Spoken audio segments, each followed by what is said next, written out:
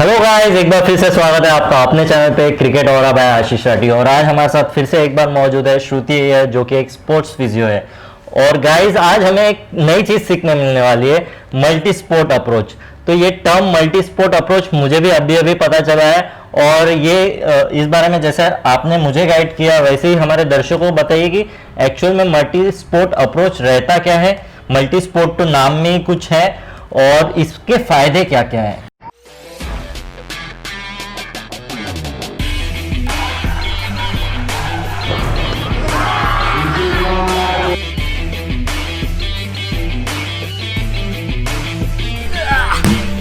Purpose.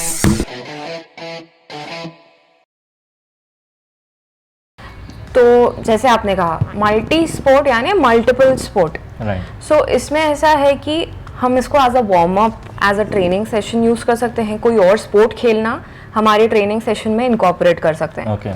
अब इसमें हम वार्म अप भी इंक्लूड कर सकते हैं, हमारी स्ट्रेचिंग भी इंक्लूड कर सकते हैं, एजिलिटी ट्रेनिंग भी इंक्लूड कर सकते हैं, पावर भी यूज कर सकते हैं इसमें। सो दैट्स द बेनिफिट कि एक चीज में that something new, something fresh, and जो आप प्रिडिक्ट नहीं कर पाओ वैसा कुछ आपके ट्रेनिंग सेशन में इनकॉर्पोरेट आप करो। ओके। तो जैसे वेरिएशंस, जैसे अगर मैं से कि हम पैड पहन के दौड़ रहे हैं या एजिलिटी ड्रिल कर रहे हैं कोन लगा के, तो वो वेरिएशंस नहीं हो रहा है, कंटिन्यूसली एक ही चीज रेगुलरली हो रही है। और इसमें मल्टी स्पोर्ट अप्रोच में फिटनेस भी हो रहा है साथ में, और लाइक वो फन एलिमेंट भी जुड़ते जा रहे हैं। हाँ, सो अभी जैसे हम नॉर्मल कोन ड्रिल्स या लैडर ड्रिल्स के बारे में बात करें तो हमारी बॉडी को पता है कि हमें क्या करना है नेक्स्ट।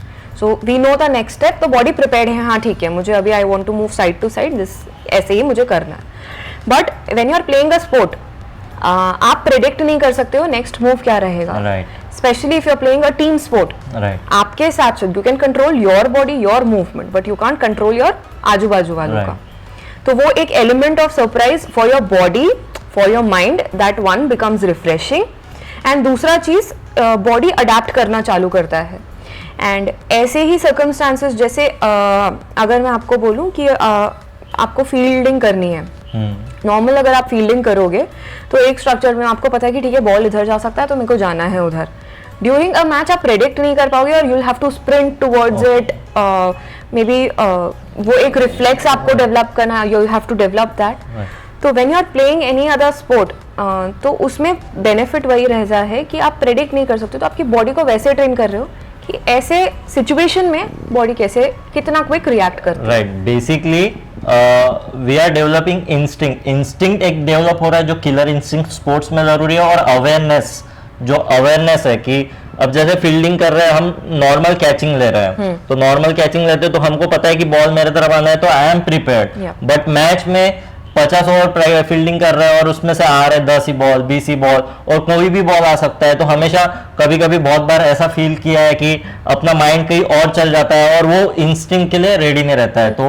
तो ये वार्म अप में जब अपना अपन रेगुलरली मल्टी स्पोर्ट अप्रोच डालते हैं तो ये भी उसमें फायदा मिलेगा कि जब अपन मैच खेलेंगे तो उसमें भी ये फायदा हो सकता है। हाँ, तो जो आपने शब्द बोला killer instinct, so instinct is the perfect thing कि आप बोल सकते हो कि आपका वो नेचुरल इंस्टिंक्ट बनाने के लिए इन दैट स्पोर्ट, उसके लिए you can use multi sport approach. Okay. तो अब जैसे इसमें मल्टी स्पोर्ट अप्रोच में एक चीज देखिए कि वार्म अप में फुटबॉल खेलते हैं, जैसे अभी क्रिकेटर्स इंक्लूडिंग काफी क्रिकेटर्स या काफी सीनियर जो फॉर्मर क्रिकेटर्स हैं, उन्होंने क्रिटिसिज्म भी किया है इस बारे में।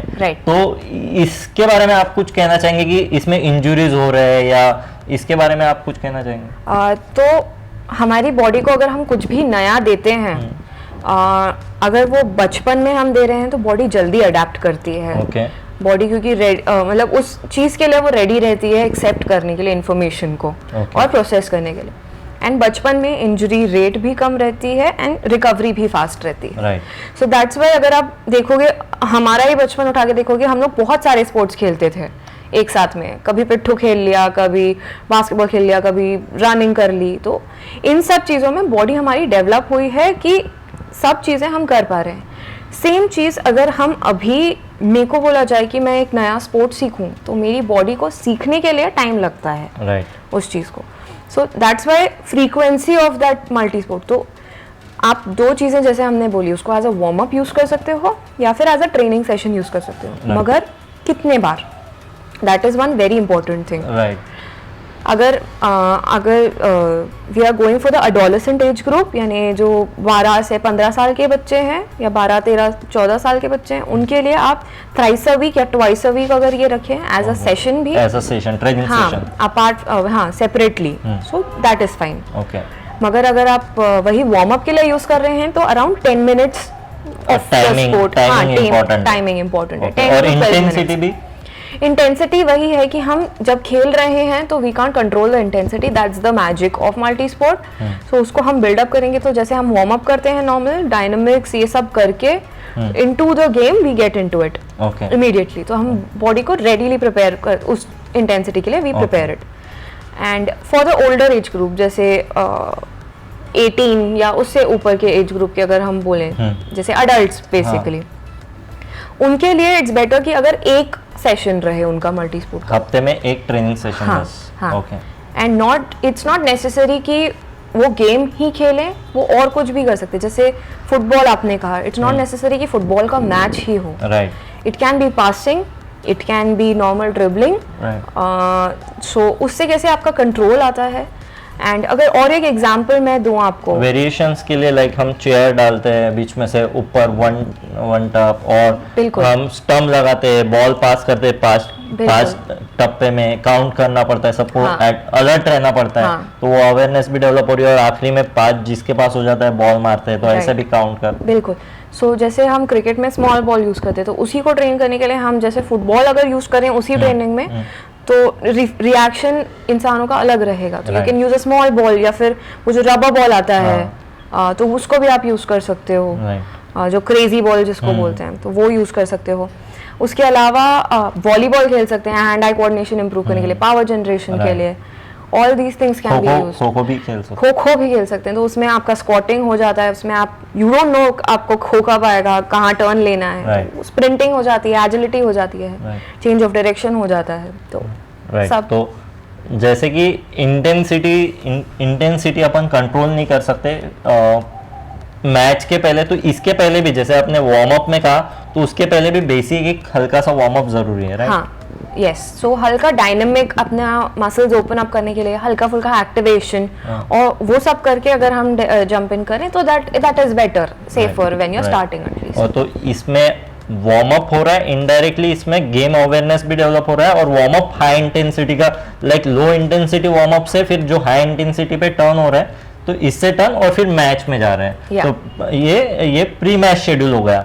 और ओवरऑल जैसे हफ्ते में अगर कर रहे हैं, तो हफ्ते में जैसे कि कहा कि 14, 15 साल, 18 साल के नीचे बेसिकली जितने कम एज में ये अप्रोच अगर लाए, तो हफ्ते में 2 या 3 बार कर सकते हैं, और डिफरेंट वेरिएशंस में स्पोर्ट्स कर सकते हैं, अलग अलग स्पोर्ट कर सकते हैं। ऐसे जरूरी नहीं है, जैसे आप क्रिकेट का लीजिए, अगर हम पिच पे जा रहे हैं तो ऐसा जरूरी नहीं है सिर्फ पिच पे करें, तो हम वही चीज कोई और ग्राउंड है हमारे पास अवेलेबल सपोज, तो वहां करके जा सकते हैं। या फिर एक कोई आपके पास बास्केटबॉल कोर्ट है तो आप वहां यूज कर सकते हो, स्क्वॉश कोर्ट, टेनिस कोर्ट है, बैडमिंटन है, तो all these are very good approaches. So hand eye coordination improve करने के लिए ऐसे बहुत सारे प्लेयर्स हैं जो बाकी स्पोर्ट्स खेलते हैं, तो that is also something that you can use as a, right. और जैसे हफ्ते में ये कम एज वालों के लिए इतना, और जो ओवर एज है, जो नया स्टार्ट कर रहे हैं 18 साल के बाद, तो उनके लिए हफ्ते में एक बार। और आप जैसे ये कब स्टार्ट करना चाहिए? अगर मेरे रेगुलर में मैचेस शुरू है तो तब मैं नए चीज ऐड ऑन कर सकता हूँ? तो जैसे हमें पता है in season and off season, तो प्रेफर्ड है कि अगर आपके मैचेस चालू हैं या आपका नॉर्मल ट्रेनिंग या कॉम्पिटिटिव फेज में हो आप, तो it's better to not to start anything new. Okay. तो ये चीज़ बेस्ट है अगर आप जनरल, आप जब प्रिपेयर कर रहे हो अपने आप को, प्रिपरेटरी फेज में जब आप हो, ऑफ सीजन में जब हो, आप तब स्टार्ट करो, धीरे बिल्ड अप करो। ऐसा भी जरूरी नहीं है कि अगर मैं आज स्टार्ट कर रही हूँ, इस हफ्ते में मैं 3 सेशन तो मल्टी स्पोर्ट करूँ। स्टार्ट विथ 1 और उसको आप बिल्डअप करो कि ठीक है सेकेंड सेशन, और फिर नेक्स्ट वीक में और नेक्स्ट उसके बाद वाले हफ्ते में 3 सेशंस।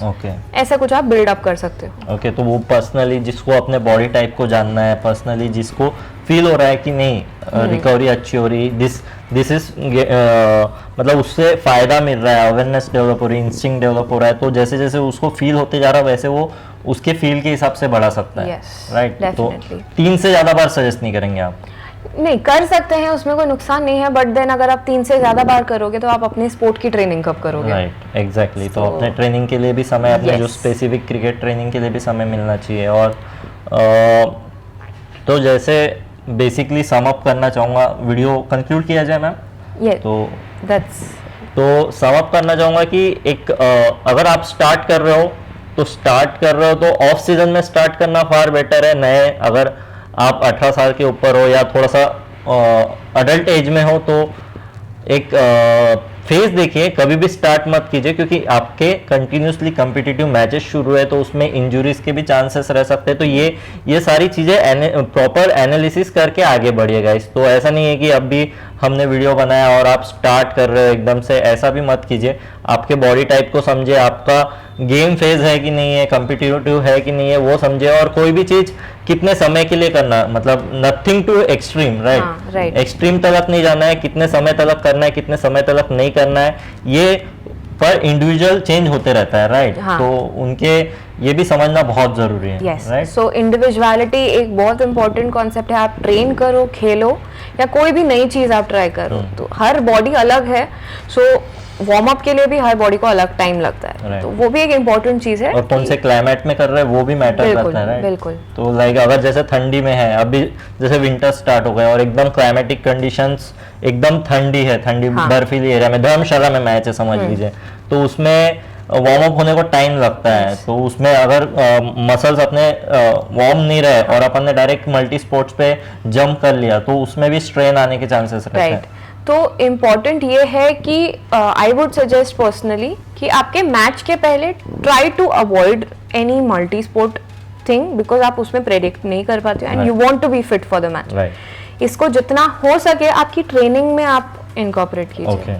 ओके, तो ट्रेनिंग में पहले इनकॉर्पोरेट करने के बाद धीरे धीरे फिर मैच में एक बार ला सकते हैं वो कम इंटेंसिटी से, मतलब कम इंटेंसिटी से कम टाइम के लिए यू कैन डू, एंड थोड़ा स्ट्रक्चर्ड वे में कि आप डिसाइड कर रहे हो कि अगर आप फुटबॉल खेल रहे हो as a warm up, so maybe आप पासिंग करो instead of a full match, तो आपको वो भी एक स्ट्रक्चर ही हो गया, मगर आप बॉडी को वार्म भी कर रहे हो उसमें, वो अलग भी हो गया, something different. You are getting activated also, आपकी बॉडी वार्म अप भी हो रही है एंड आप मैच रेडी भी हो रहे हो। ओके, तो आई होप गाइज ये वीडियो आपको पसंद आया होगा। हम शुक्रिया अदा करना चाहेंगे श्रुति मैम का फिर से हमारे साथ जुड़ने के लिए। और गाइज जैसे कि हमने ये थ्योरी बताया, क्रिकेटर्स के लिए specifically gym training chart, visualisation chart, including diet chart, तो ये सब भी हम प्रोवाइड कर रहे हैं। पर्सनली आप तक हम पहुंचने की कोशिश कर रहे हैं, काफ़ी कम दरों में मैं आप तक पहुंचने की कोशिश कर रहा हूं। तो अगर किसी को आपको बनाना है अपना पर्सनल चार्ट, तो आप हमें ईमेल आईडी पे कांटेक्ट कर सकते हैं, व्हाट्सअप नंबर पे भी कांटेक्ट कर सकते हैं और हमसे जुड़िएगा। ज़्यादा से ज़्यादा मात्रा में प्रोत्साहन दीजिए, लाइक कीजिए, शेयर कीजिए, ताकि हम आप तक और बेहतर से बेहतर वीडियोस ला सकें। फिलहाल के लिए इतना ही, till the next time, love you all.